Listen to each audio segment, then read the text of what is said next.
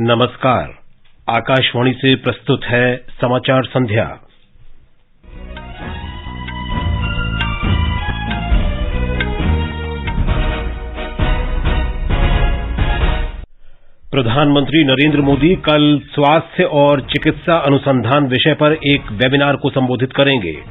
केंद्रीय मंत्री भूपेंद्र यादव ने कहा, भारत की जलवायु नीति का उद्देश्य सभी क्षेत्रों में ऊर्जा दक्षता सुनिश्चित करते हुए सतत विकास करना है।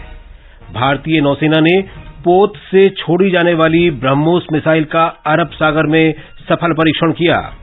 मेघालय में विधानसभा के नवनिर्वाचित सदस्य कल सुबह शिलांग में शपथ लेंगे। पुलिस महानिदेशक दिलबाग सिंह ने कहा, मादक पदार्थों के कारोबार से अर्जित धन का इस्तेमाल कर पाकिस्तान जम्मू कश्मीर में फिर आतंकवाद फैलाने की कोशिश कर रहा है। और महिला प्रीमियर लीग क्रिकेट में दिल्ली कैपिटल्स ने मुंबई में रॉयल चैलेंजर्स बेंगलोर को 60 रन से हराया। नवी मुंबई में यूपी वॉरियर्स और गुजरात जायंट्स के बीच मैच जारी। समाचार संध्या के साथ मैं विशाल शर्मा। प्रधानमंत्री नरेंद्र मोदी कल स्वास्थ्य और चिकित्सा अनुसंधान विषय पर एक वेबिनार को वीडियो कॉन्फ्रेंस के जरिए संबोधित करेंगे। इस वर्ष पेश केंद्रीय बजट में घोषित पहलों के प्रभावी कार्यान्वयन के लिए सुझाव आमंत्रित करने के लिए केंद्र सरकार की 12 वेबिनार करने की योजना है। कल का वेबिनार भी इसी का हिस्सा है। वर्ष 2023-24 के बजट में केंद्र सरकार ने 7 क्षेत्रों को प्राथमिकता दी है जो एक दूसरे के पूरक हैं। इन क्षेत्रों को अमृत काल का सप्तर्षि यानी पथ प्रदर्शक कहा गया है। सरकार के प्राथमिक क्षेत्रों में समावेशी विकास शामिल है। इनमें 57 नर्सिंग कॉलेज की स्थापना, निजी क्षेत्र के साथ मिलकर चिकित्सा अनुसंधान को प्रोत्साहन देना, औषधि नवाचार तथा चिकित्सीय उपकरणों के लिए पाठ्यक्रम शामिल हैं। वेबिनार में 3 सत्र होंगे जिनमें स्वास्थ्य और औषधि निर्माण क्षेत्र पर चर्चा होगी। वेबिनार में केंद्रीय मंत्रियों और सचिवों के अतिरिक्त राज्यों के स्वास्थ्य विभाग के अधिकारी और संबंधित विषयों के विशेषज्ञ शामिल होंगे। मुकेश कुमार, आकाशवाणी समाचार, दिल्ली।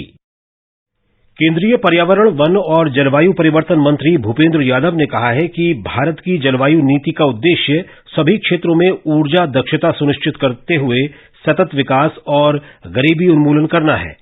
आज नई दिल्ली में रायसीना संवाद में अगले चरण की जलवायु स्मार्ट नीतियों के मुद्दे पर श्री यादव ने कहा कि 17 सतत विकास लक्ष्य हासिल करने के लिए संयुक्त राष्ट्र महत्वपूर्ण कार्रवाई दशक के महज 7 साल बचे हैं।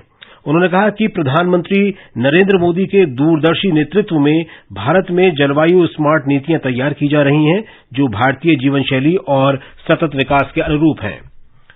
आर्थिक मामलों के सचिव अजय सेठ ने कहा है कि विश्व को लगातार कई आर्थिक उतार चढ़ाव से उबारने में G20 मददगार रहा है। भारत की मंशा G20 को पूरे विश्व, विशेषकर अल्प विकसित और विकासशील देशों के लिए अधिक प्रासंगिक बनाने की है। उन्होंने कहा कि भारत की अध्यक्षता में G20 का उत्तरदायित्व सामूहिक समाधान और बहुध्रुवीयवाद पर फिर से भरोसा बनाने का है। श्री सेठ वैश्विक वित्तीय समावेशन भागीदारी की दूसरी बैठक को आज हैदराबाद में संबोधित कर रहे थे। बैठक में तेलंगाना के सूचना प्रौद्योगिकी सचिव जयेश राजन ने कहा कि वर्ष 2017 में राज्य सरकार ने T-वॉलेट जारी किया और 500 रुपए की मुद्रा को डिजिटली प्रस्तुत किया। उन्होंने कहा कि इस वॉलेट के लिए बैंक खाते या स्मार्टफोन की आवश्यकता नहीं है। भारतीय नौसेना ने आज अरब सागर में पोत से छोड़ी जाने वाली ब्रह्मोस मिसाइल का सफल परीक्षण किया। इस मिसाइल को रक्षा अनुसंधान और विकास संगठन ने तैयार किया है। भारतीय नौसेना ने एक ट्वीट में कहा कि मिसाइल के सफल परीक्षण से आत्मनिर्भरता को बल मिलेगा। मिसाइल का परीक्षण मिसाइल विध्वंसक युद्धपोत कोलकाता से किया गया। ये समाचार हमारी वेबसाइट newsonair.com/hindi और हमारे mobile app news on AIR पर भी उपलब्ध हैं। समाचार संध्या में आपका फिर स्वागत है। मेघालय में विधानसभा के नवनिर्वाचित सदस्यों की कल सुबह शिलांग में बैठक होगी। एनपीपी प्रमुख कॉनराड के संगमा नई सरकार के गठन के लिए प्रयास कर रहे हैं। एक रिपोर्ट। मेघालय में 60 सदस्यों की राज्य विधानसभा में श्री संगमा ने 32 सदस्यों के समर्थन का दावा किया है। इसमें 26 विधायक उनकी पार्टी एनपीपी के हैं और 2 विधायक भारतीय जनता पार्टी और एचएसपीडीपी के हैं तथा 2 निर्दलीय विधायक हैं। भाजपा को आशा है कि उसके दोनों विधायकों को कॉनराड सरकार में फिर से जगह मिलेगी। पार्टी के प्रदेश अध्यक्ष अर्नेस्ट मौवरी ने बताया कि पार्टी के दोनों विधायक बहुत वरिष्ठ हैं और वे पिछली सरकार में मंत्री भी रह चुके हैं। नागालैंड और मेघालय में मुख्यमंत्री का शपथ ग्रहण समारोह 7 मार्च को और त्रिपुरा में 8 मार्च को होगा। प्रधानमंत्री नरेंद्र मोदी तीनों समारोहों में शामिल होंगे। नागालैंड में एनडीपीपी और भारतीय जनता पार्टी गठबंधन ने 60 सदस्यों वाली विधानसभा में 37 सीटें जीतकर पूर्ण बहुमत हासिल किया है। त्रिपुरा में भारतीय जनता पार्टी के नेतृत्व में दूसरी बार सरकार बन रही है। भाजपा और आईपीएफटी गठबंधन ने 60 सदस्यों की विधानसभा में 32 सीटें जीती हैं। समाचार कक्ष से शिव प्रकाश मिश्र। मध्य प्रदेश सरकार ने महिलाओं को वित्तीय रूप से आत्मनिर्भर बनाने के लिए आज एक अनूठी योजना का शुभारंभ किया। लाडली बहना नाम की इस योजना के तहत प्रत्येक महिला को हर महीने 1,000 रुपए दिए जाएंगे। मुख्यमंत्री शिवराज सिंह चौहान ने आज अपने जन्मदिन के अवसर पर एक समारोह में रिमोट कंट्रोल के माध्यम से महत्वाकांक्षी मुख्यमंत्री लाडली बहना योजना की शुरुआत की। उन्होंने योजना का शीर्षक गीत भी जारी किया। मुख्यमंत्री ने योजना का पहला फॉर्म स्वयं भरा। समारोह में मुख्यमंत्री ने कहा कि अब तक मैं बेटियों की पूजा किया करता था, लेकिन मुझे अब अपनी बहनों में मां दुर्गा, लक्ष्मी और सरस्वती भी नजर आती हैं। बेटी को बोझ नहीं, वरदान बनाना है कि मध्य प्रदेश की धरती पर अगर बिटिया पैदा होगी तो वो लखपति पैदा होगी। हमारे देश की धरती पर माँ और बहन और बेटी का हमेशा बहुत सम्मान रहा है। हमारे यहाँ दुर्गा, लक्ष्मी, सरस्वती मानते हैं बेटियों को, बहनों को। 23 से 60 वर्ष की महिलाएं इस योजना की पात्र होंगी। इस योजना का लाभ केवल उन्हीं महिलाओं को मिलेगा जिनकी वार्षिक पारिवारिक आय 2.5 लाख रुपए से कम है या जिनके पास 5 एकड़ से कम भूमि है। इस योजना के अंतर्गत 23 से 60 वर्ष की स्थानीय महिलाओं के खाते में प्रतिमाह 1,000 रुपए जमा किए जाएंगे। योजना के लिए आवेदन 25 मार्च से 30 अप्रैल तक किया जा सकता है और धनराशि का वितरण 10 जून से शुरू होगा। केंद्र शासित प्रदेश जम्मू कश्मीर के पुलिस महानिदेशक दिलबाग सिंह ने कहा है कि मादक पदार्थों के कारोबार से अर्जित धन पाकिस्तान भेजा जाता है और फिर उसका इस्तेमाल केंद्र शासित प्रदेश में आतंकी गतिविधियों के वित्त पोषण में होता है। श्री सिंह का ये बयान ऐसे समय आया है जब शुक्रवार को सीमावर्ती जिले पुंछ में नियंत्रण रेखा के निकट भारी मात्रा में मादक पदार्थ, नकदी और हथियार बरामद किए गए। पुलिस महानिदेशक ने कहा कि पाकिस्तान से मादक पदार्थों और हथियारों की तस्करी एक नई चुनौती है। श्री दिलबाग सिंह जम्मू मैराथन के अवसर पर मीडिया कर्मियों से बातचीत कर रहे थे।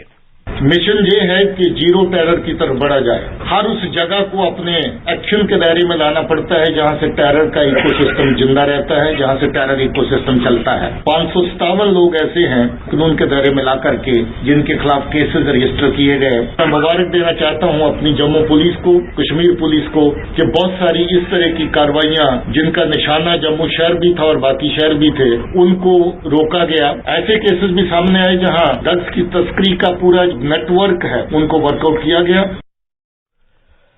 बांग्लादेश में भारत के उच्चायुक्त प्रणय वर्मा ने कहा है कि भारत और बांग्लादेश के बीच भागीदारी का नया केंद्र बिंदु रक्षा उद्योग में सहयोग है। ढाका में आज भारतीय रक्षा उपकरण संगोष्ठी में श्री वर्मा ने प्रधानमंत्री नरेंद्र मोदी के make in India, make for the world दृष्टिकोण के आधार पर पिछले लगभग 1 दशक में भारतीय रक्षा उद्योग की उपलब्धियों के बारे में बताया। श्री प्रणय वर्मा ने भारत द्वारा बांग्लादेश को दिए गए $50 करोड़ के ऋण के जरिए रक्षा आधुनिकीकरण में बांग्लादेश के साथ भागीदारी की इच्छा भी व्यक्त की। भारत और बांग्लादेश के बीच रक्षा उद्योग सहयोग को बढ़ावा देने के लिए भारतीय उच्चायोग ने इस संगोष्ठी का आयोजन किया था। प्रधानमंत्री नरेंद्र मोदी ने बांग्लादेश के नवनिर्वाचित राष्ट्रपति मोहम्मद शहाबुद्दीन को पद संभालने पर बधाई दी है। श्री शहाबुद्दीन को भेजे पत्र में प्रधानमंत्री मोदी ने कहा कि स्वतंत्रता सेनानी के तौर पर उनका योगदान और एक न्यायविद के रूप में उनका अनुभव लाभदायक होगा। भारत और बांग्लादेश के बीच संबंधों को साझा बलिदानों पर आधारित बताते हुए प्रधानमंत्री ने कहा कि ये संबंध दोनों देशों की जीवंत संस्कृति और लोगों के बीच आपसी संपर्क से मजबूत हुए हैं। भारत ने जिनेवा में संयुक्त राष्ट्र के भवन के सामने निराधार और दुष्प्रचार करने वाले भारत विरोधी पोस्टर लगाने के मुद्दे पर स्विट्जरलैंड के राजदूत को तलब किया। स्विट्जरलैंड के राजदूत ने कहा है कि ये पोस्टर सार्वजनिक स्तर पर लगे थे। स्विट्जरलैंड सरकार इन पोस्टरों के दावे का समर्थन नहीं करती है और न ही सरकार का ऐसा रुख है। ये समाचार आकाशवाणी से प्रसारित किए जा रहे हैं। ताजा समाचार जानने के लिए आप हमारे Twitter handle @AIR News Hindi को फॉलो कर सकते हैं। उत्तर प्रदेश सरकार ने इलेक्ट्रिक वाहनों के पंजीकरण शुल्क और पथकर छूट की अवधि 13 अक्टूबर 2025 तक बढ़ा दी है। अधिसूचना के अनुसार उत्तर प्रदेश में बेचे गए और पंजीकृत कराए गए वाहन पर कोई कर नहीं लगाया जाएगा। उत्तर प्रदेश में विनिर्मित इलेक्ट्रिक वाहन पर यह लाभ 5 वर्ष के लिए मान्य होगा। ये सुविधा सभी दुपहिया, तिपहिया, चौपहिया, strong hybrid, plug in hybrid, battery चालित और ईंधन सेल चालित इलेक्ट्रिक वाहनों के लिए उपलब्ध होगी। उत्तर प्रदेश सरकार द्वारा इलेक्ट्रिक वाहनों पर दी जा रही छूट केंद्र सरकार द्वारा दी जा रही सब्सिडी के अतिरिक्त है। केंद्र और राज्य सरकार द्वारा दी जा रही छूटों से दुपहिए की लागत में 20,000 रुपए तक की और कार की खरीद पर 1 लाख रुपए तक की कमी आएगी। केंद्रीय वाणिज्य और उद्योग मंत्री पीयूष गोयल ने आज मुंबई में निर्यात क्रेडिट गारंटी निगम के नए कॉर्पोरेट कार्यालय ECGC भवन का उद्घाटन किया। इस अवसर पर केंद्रीय मंत्री ने कहा कि स्वतंत्रता के इस 75वें वर्ष में हमें $750 अरब निर्यात का आंकड़ा अवश्य पार करना चाहिए। उन्होंने बताया कि फरवरी 2023 तक ही निर्यात का आंकड़ा पिछले पूरे वर्ष हुए निर्यात के बराबर हो चुका है। मार्च में विदेशी निवेशकों ने अब तक भारतीय पूंजी बाजार में 9,400 करोड़ रुपए से अधिक का निवेश किया है। उन्होंने इक्विटी बाजार में 8,939 करोड़ रुपए का निवेश किया और ऋण बाजार में 380 करोड़ रुपए और ऋण बाजार के ही वॉलंटरी रिटेंशन रूट से 156 करोड़ रुपए का निवेश किया। दूसरी तरफ विदेशी निवेशकों ने हाइब्रिड बाजार से 48 करोड़ रुपए निकाले। इस तरह इस महीने के पहले 3 दिनों में पूंजी बाजार में उनका कुल निवेश 9,427 करोड़ रुपए रहा। कार्मिक, लोक शिकायत और पेंशन राज्य मंत्री डॉक्टर जितेंद्र सिंह कल भोपाल में सुशासन पद्धतियों पर 2 दिन के क्षेत्रीय सम्मेलन का उद्घाटन करेंगे। इस दौरान प्रशासनिक सुधार और लोक शिकायत विभाग एट 2022 पर एक फिल्म भी प्रदर्शित की जाएगी। इस कार्यक्रम में डिजिटल सचिवालय, वे फॉरवर्ड, ई सर्विस डिलीवरी और स्टार्टअप्स के सहयोग से डिजिटल पहल सहित विभिन्न विषयों पर चर्चा और प्रस्तुतियां आयोजित की जाएंगी। एक भारत श्रेष्ठ भारत कार्यक्रम के तहत आज असम से आए युवाओं के समूह ने केंद्र शासित प्रदेश जम्मू कश्मीर में राज्य के प्रधान मुख्य वन संरक्षक और मुख्य वन्य जीव वार्डन सुरेश कुमार गुप्ता से बातचीत की। असम के युवा जम्मू के मांडा चिड़ियाघर भी गए।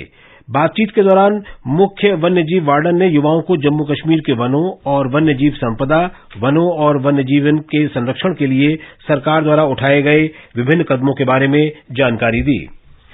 पहली महिला प्रीमियर लीग क्रिकेट प्रतियोगिता ने इस समय मुंबई के DY पाटिल स्टेडियम में गुजरात जायंट्स का मुकाबला यूपी वॉरियर्स से हो रहा है। टॉस जीतकर बल्लेबाजी करते हुए गुजरात जायंट्स ने ताजा समाचार मिलने तक 19वें ओवर में 6 विकेट पर 154 रन बना लिए थे। इससे पहले दिल्ली कैपिटल्स ने रॉयल चैलेंजर्स बेंगलोर को 60 रन से हराया। यह मैच मुंबई में खेला गया। इसके अंत में मुख्य समाचार एक बार फिर। प्रधानमंत्री नरेंद्र मोदी कल स्वास्थ्य और चिकित्सा अनुसंधान विषय पर एक वेबिनार को संबोधित करेंगे। केंद्रीय मंत्री भूपेंद्र यादव ने कहा, भारत की जलवायु नीति का उद्देश्य सभी क्षेत्रों में ऊर्जा दक्षता सुनिश्चित करते हुए सतत विकास करना है। भारतीय नौसेना ने पोत से छोड़ी जाने वाली ब्रह्मोस मिसाइल का अरब सागर में सफल परीक्षण किया। मेघालय में विधानसभा के नवनिर्वाचित सदस्य कल सुबह शिलांग में शपथ लेंगे। पुलिस महानिदेशक दिलबाग सिंह ने कहा, मादक पदार्थों के कारोबार से अर्जित धन का इस्तेमाल कर पाकिस्तान जम्मू कश्मीर में फिर आतंकवाद फैलाने का कोशिश कर रहा है। इसके साथ ही समाचार संध्या का ये अंक समाप्त हुआ। नमस्कार।